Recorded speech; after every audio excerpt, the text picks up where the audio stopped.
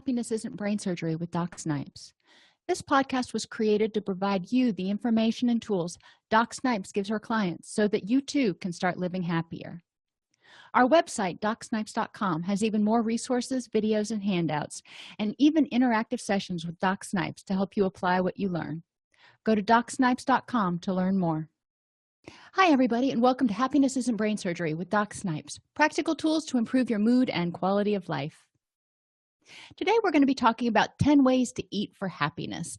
Now, when we come around to the New Year's, a lot of times people are starting to talk about New Year's resolutions and losing weight and getting in shape and getting healthier. So one of the things we want to talk about is eating, because it just kills me when I see a lot of people start out the new year with some really rigid or kind of all or nothing fad diet that there's no way they're going to be able to keep to in the long haul, most likely.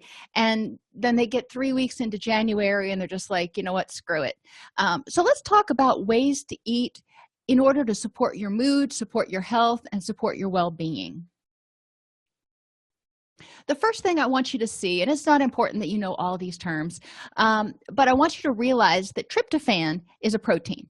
And it's actually an amino acid, and it's in all of our protein-based foods. So tryptophan is really easy to get if you're getting any reasonable amount of protein, and protein is in everything. It's really low in vegetables and stuff. It's almost really high. It's almost exclusively protein and fats when we talk about meats and those sorts of things. But if you don't eat meat, that's not a big deal, because you can get protein from other sources like beans and rice and vegetables.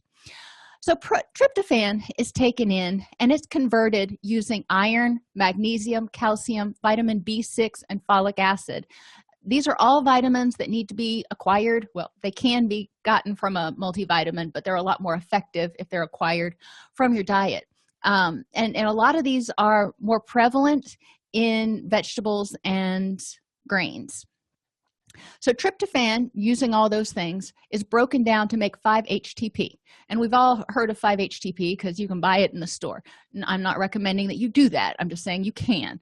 Now, 5-HTP is broken down using vitamin C, vitamin B6 again, zinc, and magnesium to make serotonin.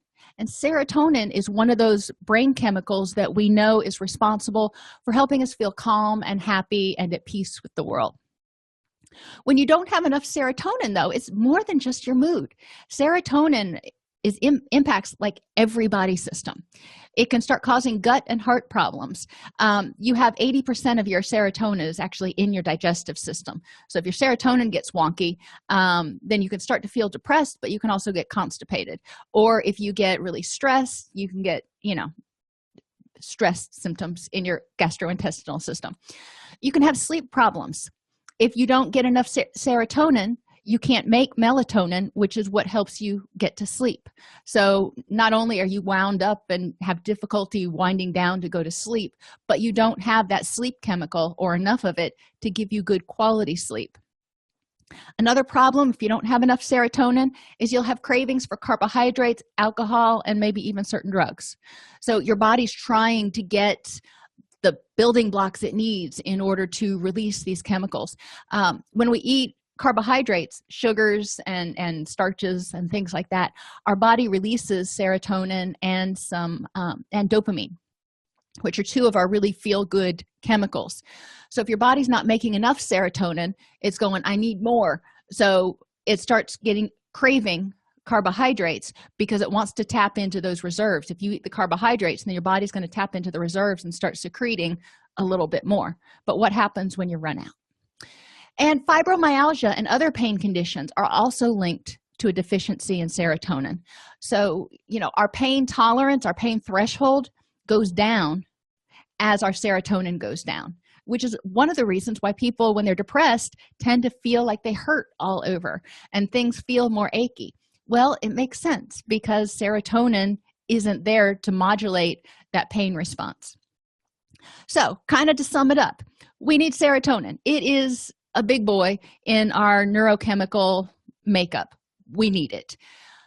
If we don't have quality proteins, enough iron, magnesium, calcium, vitamin B6, folic acid, vitamin C, zinc, and I guess those are the ones, then we can't make serotonin.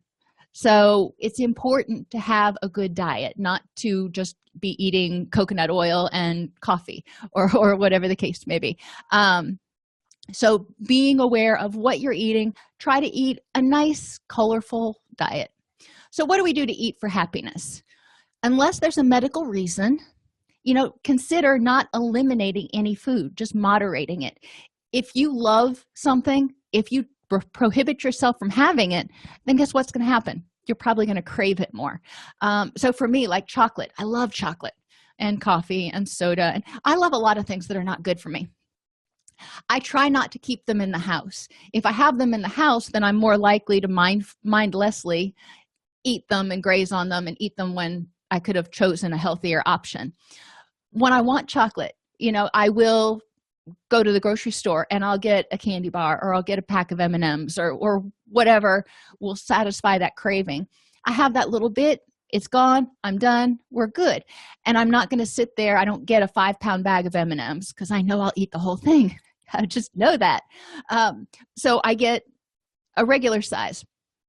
So moderating means maybe not keeping it where it's as accessible, because even if you say I'm only going to have 5 Oreos, how many times do you go back and get 5 more, and then just 2 more, and then 1 more after that? And then you start feeling bad about yourself. We're eating for happiness. That means we want to have food, so that we really like, that we can kind of use as a reward. I don't like using food as a reward, but some of these things release dopamine, so it is a reward no matter how you look at it. So try to moderate it. Figure out ways you can cut back on it a little bit, but still allow yourself to have it maybe once a week, like pizza. At our house, we can have pizza once a week. My kids love pizza. So that's one of those things that I do. Pizza is not the healthiest thing in the world, but at least it represents like every food group. So we have that once a week. Drink enough water. When you're dehydrated, you tend to feel sluggish, fatigued, confused, tired, all symptoms of depression. So you can confuse dehydration with, I feel like, depression or the blues are coming on. If you're feeling, try drinking some water. If you hate water, and I will tell you, I am not a huge water fan. I will keep a water bottle with me when I'm at the gym or when I'm at work, and so I do drink more water. But if I'm just at home, I'm not going to think about, let me get a glass of ice water. That's just not what I do. I'm spoiled, and I tend to lean more towards, I'll put lemon flavoring in it, or lime flavoring, lemon juice, lime juice, and that gives it a little bit of flavor. If I'm really craving something with bubbles in it but not artificial sweetener, I'll do club soda with lemon. And that gives me enough of a kick and a pick-me-up where I feel like I'm getting the treat and not being deprived, but I'm also doing something that's healthy for me. So drinking enough water prevents or helps prevent fatigue, dehydration. Just don't drink too much right before bed, because then you're going to be up peeing all night and you're not going to get enough sleep, and you're still going to end up feeling fatigued. So make sure you pay attention to when you're drinking. Get enough protein. And I said this on the last slide. Anywhere from 0.6 to 1 gram per pound of body weight per day of protein is plenty. And 1 gram per pound of body weight is more for people who are growing and people who are like competitive bodybuilders. Most of us need closer to the 0.6 grams. If you get a food app like Spark People on your phone and you keep track of what you eat, you'll be surprised that it's rare, if ever, that you don't make your protein requirements, unless you're a vegetarian. Vegetarians sometimes have a hard time making their protein without making a concerted effort to do so. So protein's usually not a problem, but do make sure it's a high-quality protein. Eat your grains and nuts. That way you have those vitamins and minerals necessary to break down tryptophan to make serotonin. Now, serotonin is not your only feel-good chemical. Dopamine is your reward chemical. That's also made from amino acids. And norepinephrine is your focus and motivation and drive chemical, your get up and go. And that's also made from proteins and broken down with vitamins and minerals. You can think about vitamins and minerals kind of like spark plugs. Your body is the engine. The food that you eat is the gasoline, and the spark plug is what kind of gets everything going. So you need all of them. Moderate your intake of caffeine, sugar, high fructose corn syrup, and refined white flour. All of these things tend to give you a rush. In many of them, it's a spike in blood sugar and then a crash that follows. And then you do it again and you get a rush, not quite as high this time, but you crash even lower the next time. And you're doing this downward spiral, just the opposite of what you want to see the stock market do. So try to minimize or moderate these. I'm not saying you're going to cut them out, because I know a lot of us are not going to. But paying attention, if you drink caffeinated beverages, try to drink half caffeine, half decaf coffee. Select caffeine-free options when you can. If you are drinking a lot of caffeine, don't go cold turkey unless you have to for some reason. You will get migraines. You will get a really bad headache for a couple of days. And if you're aware of that and you're good with it, more power to you. May want to check with your doctor about what you can do to take the edge off, but you want to wean down.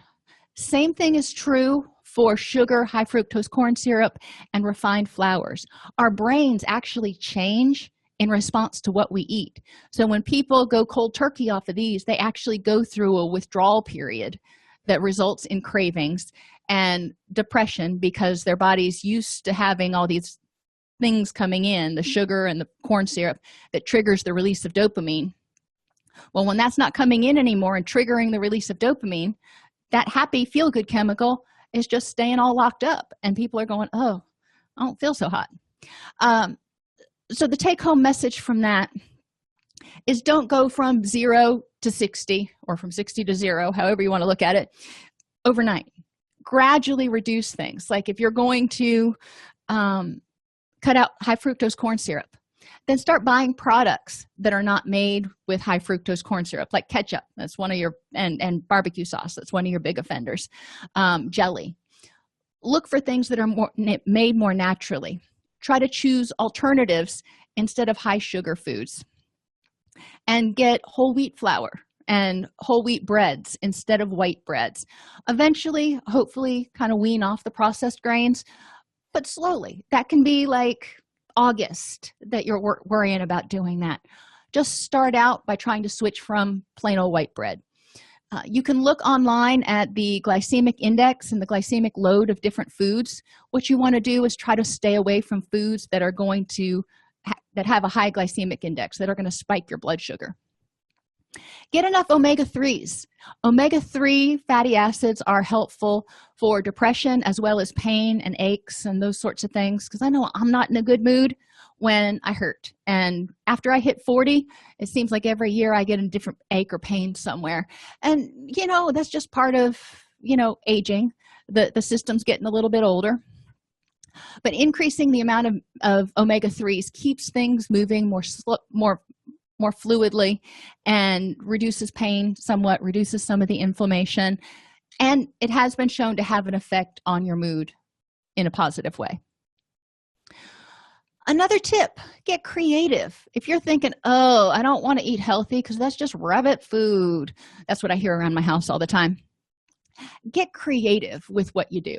I've finally managed to create a lentil loaf that my family will happily eat. And it took a while for me to get the recipe quite right without any meat in it, because we're eating it instead of meatloaf.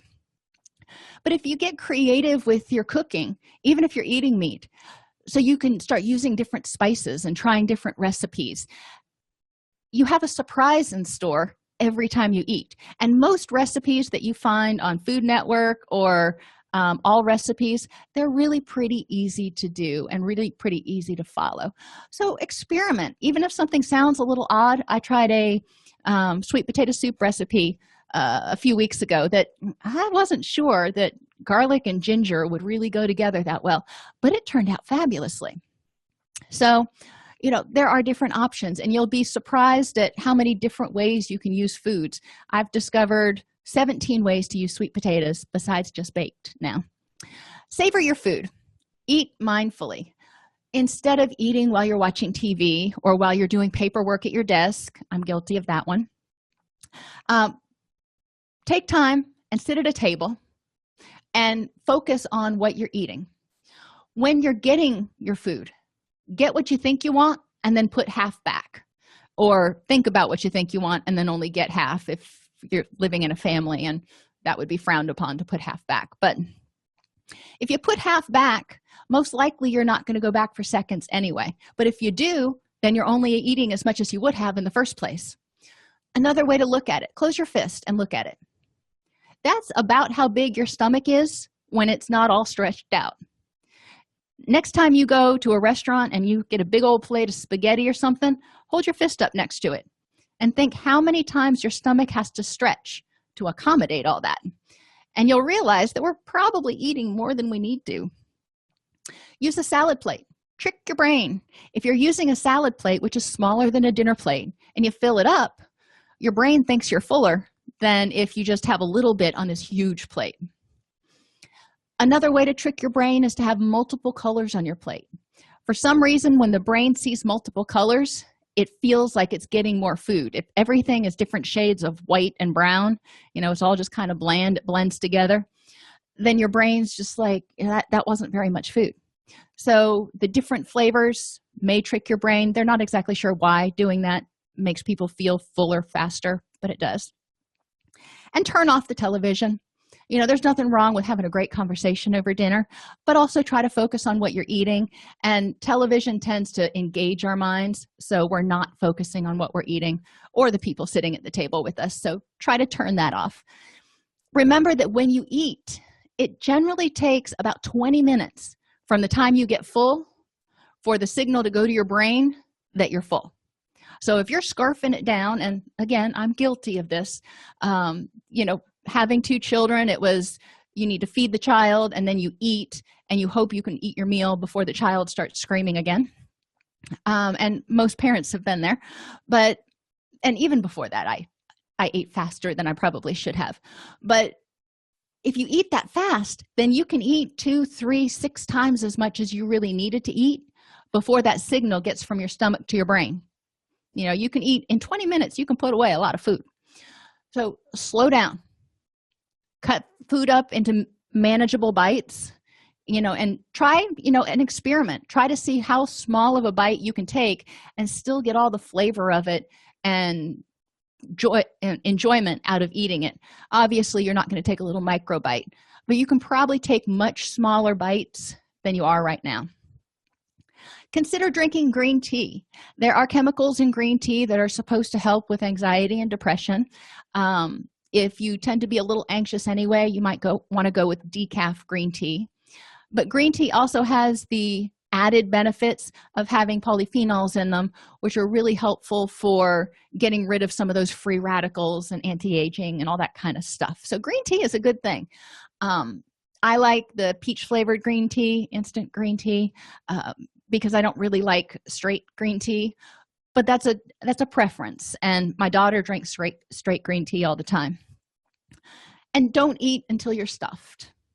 Even if you're eating slowly, even if you've been at the table for 40 minutes and you're just still plodding along, if you're still putting in food in your mouth and you're full, but you just don't want to leave anything on your plate, you're probably going to feel bad afterwards, either physically bad or mentally bad because you ate too many calories, or both. Eating till you're stuffed is just rarely a good idea. There's probably a time when it's a good idea. But even we just finished the holiday season and Thanksgiving and Christmas dinners. A lot of times people eat till they're over full and they're just like, oh, I shouldn't have eaten so much. Food should be something that is awesome that you look forward to because it's nourishing your body, not something you're like, okay, I'm going to overindulge and then for the next week I'm only going to drink chicken broth. No, it doesn't work that way. Let's moderate. Let's spread out that dinner. Let's have seconds later in the evening, and then let's have leftovers for the next 3 days so you can enjoy it for 3 days instead of 3 hours. Okay, those are my tips for helping you try to eat for happiness instead of just to eat. If you like this podcast, please subscribe on your favorite podcast app, join our Facebook group at docsnipes.com/Facebook, or join our community and access additional resources, including live counseling or coaching, with me, Doc Snipes, every Thursday at docsnipes.com.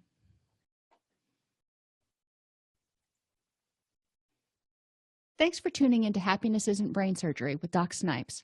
Our mission is to make practical tools for living the happiest life affordable and accessible to everyone.